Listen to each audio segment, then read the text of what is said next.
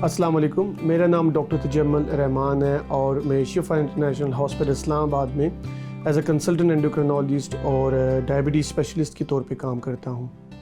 इस मैसेज के रिकॉर्ड करने का जो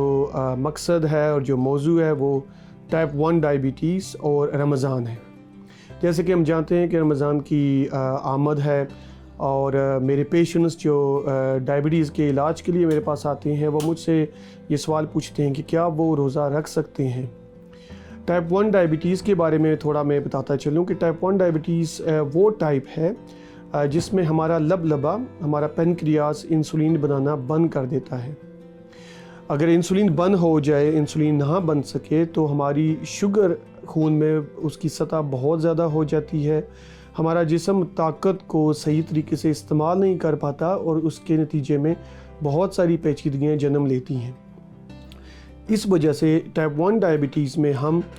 इंसुलिन बाहर से हम देते हैं, इंजेक्शन के ज़रिए लगाते हैं और इसमें कम से कम 4 इंजेक्शन्स लगाए जाते हैं जो कि हर खाने से पहले भी लगते हैं और रात सोने से पहले भी लगाया जाता है। इसके साथ साथ ऐसे लोग दिन में 4 से 5 दफ़ा अपनी शुगर चेक करते हैं, यानी कि वो काम जो हमारा जिस्म, एक सेहतमंद इंसान का जिस्म कुदरती तौर पे करता है, टाइप 1 डायबिटीज़ में चूँकि इंसुलिन नहीं बन पाती इसलिए हम इंजेक्शन के ज़रिए इंसुलिन देते हैं और उसकी डोज़ को हम शुगर की लेवल के मुताबिक एडजस्ट करते हैं। टाइप 1 डायबिटीज़ अमूमन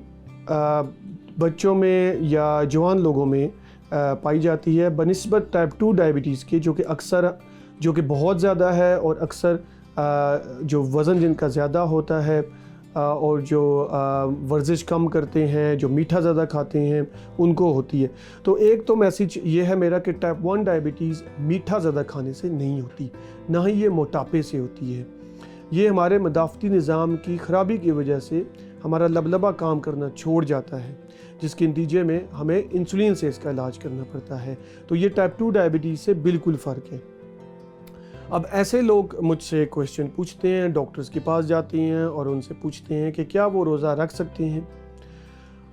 ये याद रखें कि टाइप 1 डायबिटीज़, जैसे मैंने बताया है, चूँकि ऐसे लोगों को दिन में 4 दफ़ा इंसुलिन लगानी पड़ती है और अपनी शुगर चेक करनी पड़ती है, अपने खाने का ख्याल रखना पड़ता है, अपना जो मशरूबात वो पीते हैं, अपनी जो हाइड्रेशन है, जो पानी पीते हैं, उसका ख्याल रखना पड़ता है। तो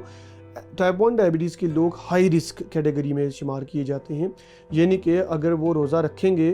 तो उनको ख़तरा है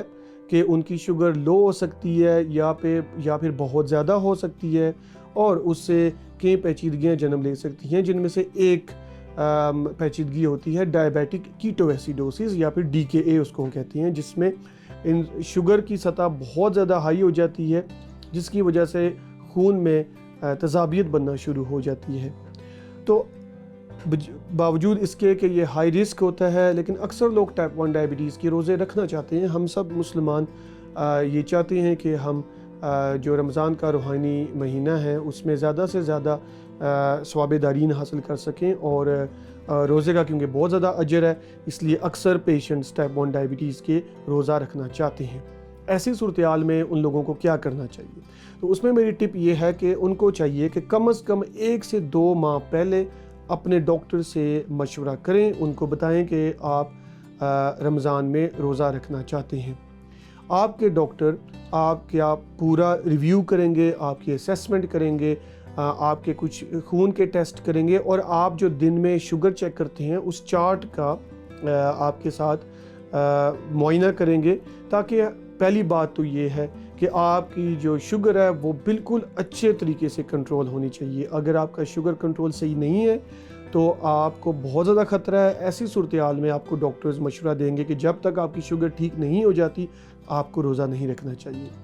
दूसरी बात ये कि आपके डॉक्टर्स फिर आपके ब्लड प्रेशर चेक करेंगे, आपका कोलेस्ट्रॉल चेक करेंगे, आप इंसुलिन कितनी बार लगाते हैं, कितनी लगाते हैं, और आपका ज़रूरी बात है कि खाना आप कैसा खाते हैं, खाने में नशास्ता कितना इस्तेमाल करते हैं, स्नैक्स कितने इस्तेमाल करते हैं, पानी कितना पीते हैं,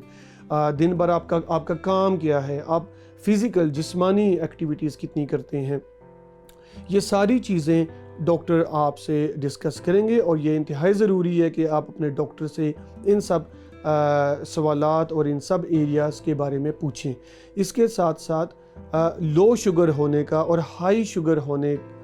کے وقت اگر آپ روزے میں ہیں تو آپ کو کیا کرنا چاہیے، آپ کو روزے کی حالت میں کتنی بار شوگر چیک کرنی چاہیے، اگر آپ کی شوگر لو ہو جائے تو کب آپ نے روزہ توڑنا ہوگا، آپ نے میٹھا کھانا ہوگا۔ اسی طرح اگر آپ کی شوگر کنٹرول نہیں ہو رہی تو آپ کس طرح سے اور کس وقت آپ اپنے ڈاکٹر سے دوبارہ مشورہ کریں۔ یہ ایک انتہائی ضروری ہے یہ ساری باتیں، تاکہ آپ کا جو رمضان ہے وہ سیف اور صحت مند طریقے سے آپ اس کو آبزرو کر سکیں، آپ اس کو گزار سکیں۔ تو دوبارہ میں یہ بتانا چاہوں گا کہ آپ 1 سے 2 ماہ پہلے اپنے ڈاکٹر سے رجوع کریں تاکہ وہ آپ کی شوگر کنٹرول دیکھ سکیں۔ شوگر سے جو دوسری پیچیدگیاں پیدا ہو سکتی ہیں، لو شوگر، ہائی شوگر، آپ کے گردے کیسے کام کر رہے ہیں، آپ کی نسوں کی صحت کیسی ہے، آپ کو بلڈ پریشر کا ایشو تو نہیں ہے، آپ کو پانی کی کمی ہونے کا خطرہ تو نہیں ہے۔ یہ سب چیزیں آپ کے ڈاکٹرز تاکہ آپ کا ریویو کر سکیں اور آپ کو ایک پورا گائیڈ پلان دے سکیں۔ اس کے ساتھ ساتھ آپ کو ڈائٹ کے بارے میں بتا سکیں کہ آپ نے سحری کے وقت کیا اور کتنا کھانا ہے، آپ نے اپنی انسولین کی مقدار کو کس طریقے سے کم یا زیادہ کرنا ہے، آپ نے افطاری میں کیا کھانا ہے، آپ نے اپنی انسولین کی جو روٹین ہے آپ کی اس کو آپ نے رمضان میں کس طریقے سے چینج کرنا ہے کہ آپ کی جو شوگر ہے وہ پورے رمضان میں ایک صحت مند اور نارمل لیول میں رہ سکیں۔